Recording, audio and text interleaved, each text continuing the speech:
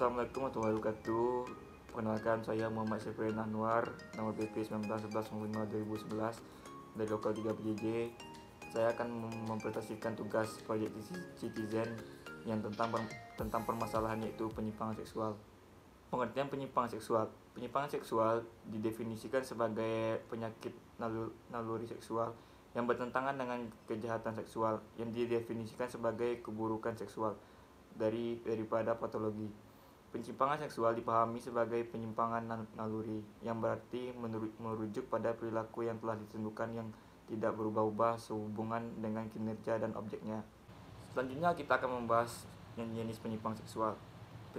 Jenis penyimpangan seksual terbagi atas 6, yaitu pertama, homoseksual, yang kedua, sadomasochisme, yang ketiga, ekshibisionisme, yang keempat, voyeurisme, yang kelima, pedofilia, yang keenam, sodomi. Saatnya kita akan bahas satu persatu. Yang pertama, homoseksual. Homoseksual adalah salah satu dari 3 kategori utama orientasi seksual, bersama dengan biseksual dan heteroseksual, dalam kontinum heteroseksual dan homoseksual. Ilmuwan tidak tahu secara pasti apa yang menentukan orientasi seksual seseorang, tetapi mereka menduga bahwa orientasi seksual dipicu oleh kombinasi faktor genetik, hormon, dan lingkungan, dan bukanlah suatu pilihan. Mereka merujuk kepada teori-teori yang berdasarkan pada biologi, yang menyebut faktor genetik, lingkungan awal di uterus, atau kedua-duanya. Tidak ada bukti yang kuat untuk menunjuk bahwa pengalaman pada masa kecil berperan mengubah orientasi seksual. Selain itu, upaya untuk mengubah orientasi seksual juga tidak didukung oleh bukti-bukti ilmiah. Pernyataan ini dipertegas dalam jurnal kedokteran Amerika. Kaum homoseksual yang mencari pasangannya melalui internet terpapar risiko penyakit menular seksual PMS, termasuk HIV atau AIDS, lebih tinggi dibandingkan mereka yang tidak. Yang kedua adalah sadomasochisme, adalah tindakan memberi atau menerima kenikmatan umumnya bersifat seksual dengan cara menyebabkan atau menderita rasa sakit dan rasa malu. Sebagai bagian dari BDSM, pelakunya adalah mencari gratifikasi seksual melalui cara-cara seperti ini atau dalam bentuk yang lain. Sadisme seksual termasuk kelainan seksual. Dalam hal ini, kepuasan seksual diperoleh bila mereka melakukan hubungan seksual dengan terlebih dahulu menyakiti atau menyiksa pasangannya. Sedangkan masokisme seksual merupakan kebalikan dari sadisme seksual. Seseorang dengan sengaja membiarkan dirinya disakiti atau disiksa untuk memperoleh kepuasan seksual. Selanjutnya, yang ketiga adalah ekshibisionisme. Pelakunya akan memperoleh kepuasan seksual dengan memperlihatkan alat kelamin mereka kepada orang lain yang sesuai dengan kehendaknya. Bila korban terkejut, jijik, menjerit, ketakutan, ia akan sering terangsang. Kondisi begini sering diderita pria dengan memperlihatkan penisnya yang dilanjutkan dengan masturbasi hingga ejakulasi. Yang keempat adalah voyeurisme, adalah sebuah kelainan jiwa. Di dunia kedokteran dikenal sebagai istilah skofofilia. Ciri utama voyeurisme adalah adanya dorongan yang tidak terkendali untuk secara diam-diam mengintip atau melihat seseorang yang berlainan jenis atau sejenis, tergantung orientasi seksual berbeda yang sedang terlanjang. Menanggalkan pakaian atau melakukan kegiatan seksual. Dari ini, penderita biasanya memperoleh kepuasan seksual. Bila penderita adalah seorang pria, wanita yang diintip pada dasarnya tak dikenal. Mengintip menjadi cara eksklusif untuk mendapatkan kepuasan seksual. Anehnya, ia sama sekali tidak menginginkan berhubungan seksual dengan wanita yang diintip. Cuma berharap memperoleh kepuasan orgasme dengan cara masturbasi selama atau sudah mengintip. Berbeda dengan seseorang yang normal, penderita voyeurisme sudah terpuaskan tanpa harus melakukan sanggama. Selanjutnya, kelima adalah pedofilia. Ialah sejenis gangguan psikologi di mana individu dewasa atau remaja yang lebih tua tertarik secara seksual atau eksklusif kepada anak-anak yang belum dewasa. Orang yang mempunyai pedofilia melakukan seks dengan anak-anak atau menggunakan anak-anak untuk seks. Ini juga boleh dipanggil penderaan seks anak-anak. Setengah orang mempunyai perasaan pedofilia tetapi tidak melakukan seks atau mendera anak-anak secara seksual. Walaupun anak-anak perempuan biasanya memulai proses dewasa pada usia 10 atau 11 dan anak-anak laki-laki pada usia 11 atau 12, kriteria untuk pedofilia melanjutkan titik akhir untuk pra-remaja ialah berumur 13.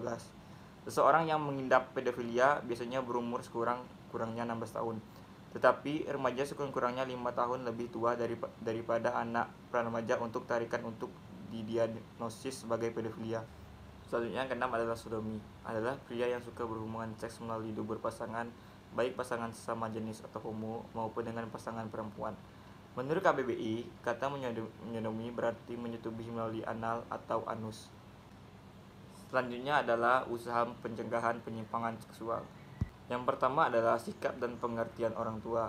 Pencegahan abnormalitas masturbasi sesungguhnya bisa secara optimal diperankan oleh orang tua. Sikap dan reaksi yang tepat dari orang tua terhadap anaknya yang melakukan masturbasi sangat penting. Di samping itu, orang tua perlu memperhatikan kesehatan umum dari anak-anaknya, juga kebersihan di sekitar daerah genitalia mereka. Orang tua perlu mengawasi secara bijaksana hal-hal yang bersifat pornografis dan porno aksi yang terpapar pada anak.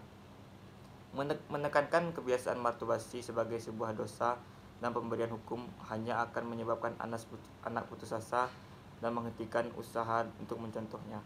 Sedangkan pengawasan yang bersifat terang-terangan akan menyebabkan sang anak lebih memusatkan perhatiannya pada kebiasaan ini. Dan kebiasaan ini bisa jadi akan menetap.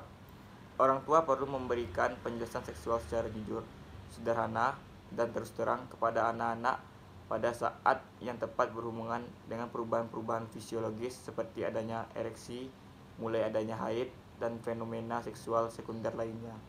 Usaha kedua adalah pendidikan seks. Sex education sangat berguna dalam mencegah remaja pada kebiasaan masturbasi.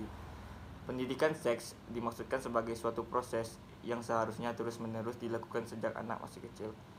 Pada permulaan sekolah diberikan informasi seks dengan cara terintegrasi dengan pelajaran-pelajaran lainnya, di mana diberikan penjelasan-penjelasan seksual yang sederhana dan informatif. Pada tahap selanjutnya dapat dilanjutkan dengan diskusi yang lebih bebas dan dipimpin oleh orang-orang yang bertanggung jawab dan menguasai bidangnya. Hal penting yang ingin dicapai dengan pendidikan seks adalah supaya anak ketika sampai pada usia adolesen telah mempunyai sikap yang tepat dan wajar terhadap seks. Usaha yang ketiga adalah pengobatan. Biasanya anak-anak dengan kebiasaan masturbasi jarang dibawa ke dokter, kecuali kebiasaan ini sangat berlebihan. Masturbasi memerlukan pengobatan hanya apabila sudah ada gejala-gejala abnormal, biasa berupa sikap yang tidak tepat dari orang tua yang telah banyak menimbulkan kecemasan, kegelisahan, ketakutan, perasaan bersalah atau dosa, menarik diri, atau adanya gangguan jiwa yang mendasari seperti gangguan kepribadian neurosis, perversi maupun psikosis. Usaha yang keempat adalah hipnoterapi. Self-hipnosis dapat diterapkan pada penderita dengan masturbasi kompulsif, yaitu dengan mengekspos pikiran bahwa sadar penderita dengan anjuran-anjuran mencegah masturbasi.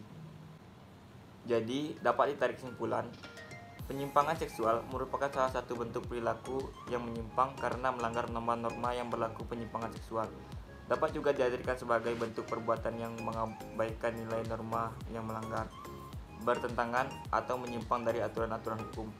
Sebagian dari tingkah laku itu memang tidak berdampak apa-apa, terutama jika tidak ada akibat fisik atau sosial yang dapat ditimbulkannya. Akan tetapi, pada sebagian perilaku seksual yang lain, dampaknya cukup serius, seperti perasaan bersalah, depresi, marah, dan sebagainya. Sebab-sebab atau faktor-faktor yang menyebabkan terjadinya tingkah laku penyimpangan seksual itu dapat dikelompokkan karena 3 pengaruh, yaitu pengaruh lingkungan keluarga, pengaruh lingkungan sekolah, dan pengaruh lingkungan masyarakat. Selain itu, juga karena merosotnya nilai keimanan seseorang itu. Sekian pemaparan tentang penyimpangan seksual. Mohon maaf bila ada kesalahan. Assalamualaikum warahmatullahi wabarakatuh.